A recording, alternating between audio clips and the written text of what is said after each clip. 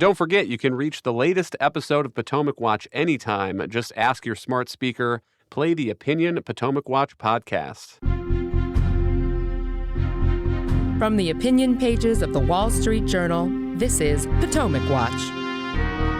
Welcome back. When we're talking about immigration, half of the conversation is the crossings of the border, illegal immigration, but the other half is America's broken legal immigration system.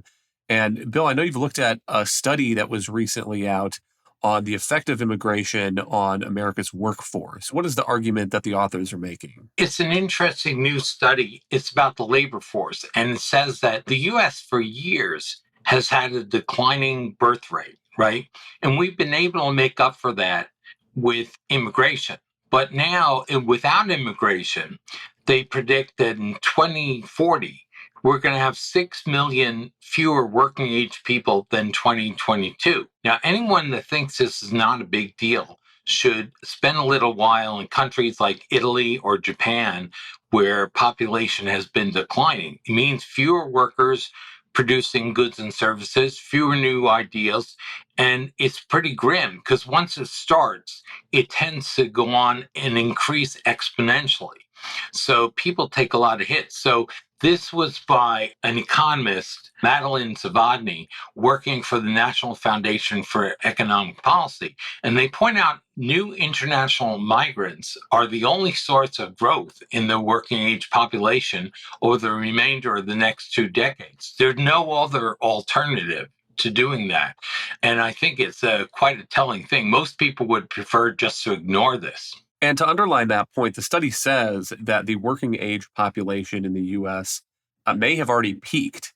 And it says that without foreign-born workers, the total working age population would have fallen by almost 0.5% in 2021 and a little bit less than that again in 2022. And Monet, when you think about a world of lower birth rates, the United States has some advantages as a country with a long history of having people come here and assimilate and become Americans and want to do that. There are not a lot of countries in the world where people are banging on the door to get in, but the U.S. is certainly one of them. And notable also that this study comes at a time when the economy is still doing pretty well. Here's the news that in the last couple of days, it says that according to Bureau of Labor Statistics data, 17 states saw unemployment rates hit record lows or hold at the low previously set in June. And so, Monet, there's a pretty good American economy that it remains resilient despite some of the challenges that we have seen in the last few months with the Federal Reserve, especially raising interest rates. And a lot of companies are needing workers. Yeah, you make a good point about the relationship between a strong economy and robust immigration, in that historically we've seen a lot of the opposition to immigration always comes from the idea that immigrants are going to come in and take jobs away from Americans because they're often willing to work at lower wages for the same types of work. But what we see right now is that we have an economy where there are 10 million jobs open, and there have been close to that number now for going on 2 years, if not a little bit more than that. We also have very, very low unemployment, about 3.5%. And so it's very clear that almost every American who is seeking a job is able to find one in the current economy. In fact, a lot of people who had not been seeking jobs have returned to the workforce. Labor force participation has gone up.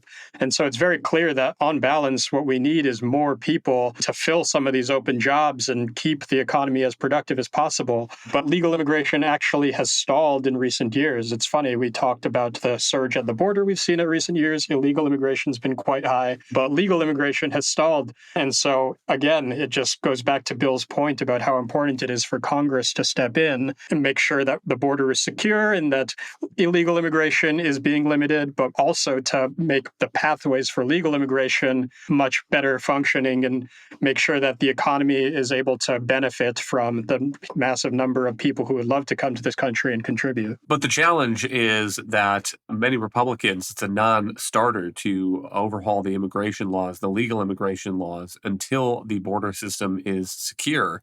But Bill, I do wonder whether as we start to get down this road of a baby bust, whether that will change any minds when you start thinking about a shrinking America. Yeah, I'm not sure. Right now, it's a bad environment to make these arguments. No one wants to hear it because of the southern border, but it's a real problem. Look, I saw the news that company in Taiwan, Taiwan Semiconductor Company, that's setting up an operation in Arizona, is further postponing the opening because they can't find enough skilled workers. So they're going to need more subsidies or something. It's not just, as people say, it's not just people coming in to mow our lawns and work in restaurants.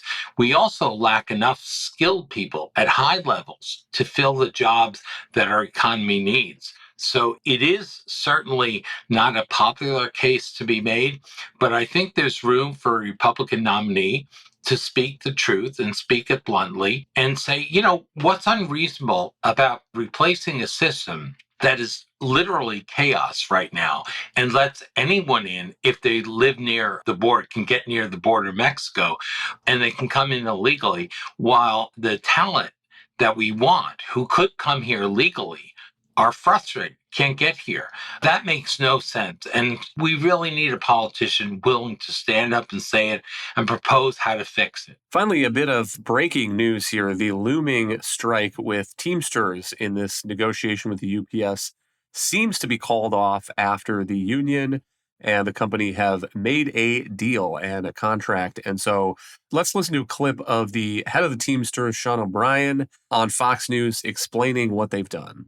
We pressured them tremendously while we were doing 2 weeks of practice picketing. We've had a great media strategy exposing, the unwillingness of UPS to reward part-timers and the full-timers, especially in light of making $100 billion. So I think the pressure was being felt not only from internally in UPS, but also the general public. Look, the general public loves the UPS people. And I think what we've done in this campaign is we've highlighted, who actually loads those trucks, who unloads those trucks, who makes it possible to provide goods and services. And it was our time, and we took full advantage of our time. We used every tremendous amount of leverage and every resource we had. Monet, can you give us a sense of what is in this deal and what the effect on the economy will be of avoiding this strike? Well, I'll start with the averted strike first, because that's something that really would have affected just about everyone listening to this podcast right now. The threat of a potential UPS strike beginning on August 1st would have been very massive in its effect on the economy. UPS delivers about 24% of the packages in America, about 25 million packages a day. And so losing that would have caused a lot of cancellations and a lot of delays in all manner of shipping for anything that individuals are trying to buy or that businesses are trying to ship, would have amounted to potentially about a $7 billion loss throughout the economy over a period of only 10 days if it had gone on that long. So people should be grateful that the two sides were able to reach an agreement and avoid that work stoppage. But in terms of what's in the deal, it does seem on its face to be a very big win for UPS workers. The senior workers, and that's mostly the drivers, got about 3.5% annual wage over 5 years and will be making up to $49 an hour by the end of this new agreement, which is quite robust. And also the part-time workers got about a 7% annual raise. And so that's very big. That's quite good. Obviously, inflation eats into some of that, but still, it's definitely a win, as Sean O'Brien, the union president, was pointing out.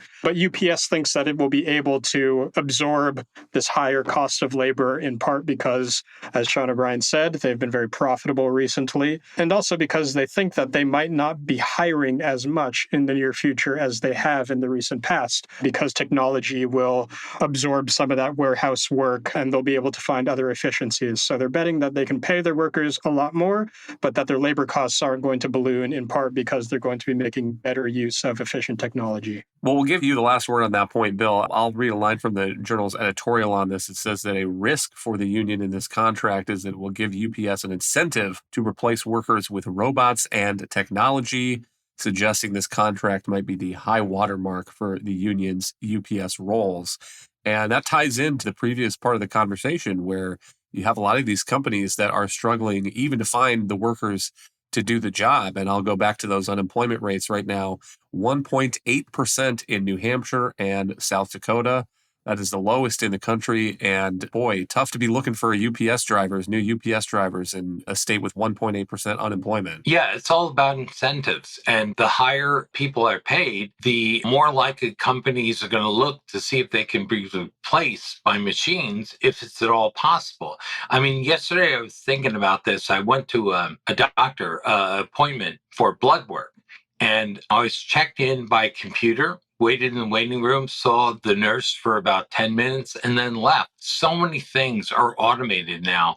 And it could be, if you raise the price of human labor too high, you encourage that kind of investment. But then again, I would say it's a free country. This is for the UPS union to decide and for the management to decide whether they're going to pay it. And far better to have that than have the government dictate the outcome. Thank you, Bill and Monet. Thank you all for listening. You can email us at pwpodcast@wsj.com. If you like the show, please hit that subscribe button, and we'll be back tomorrow with another edition of Potomac Watch.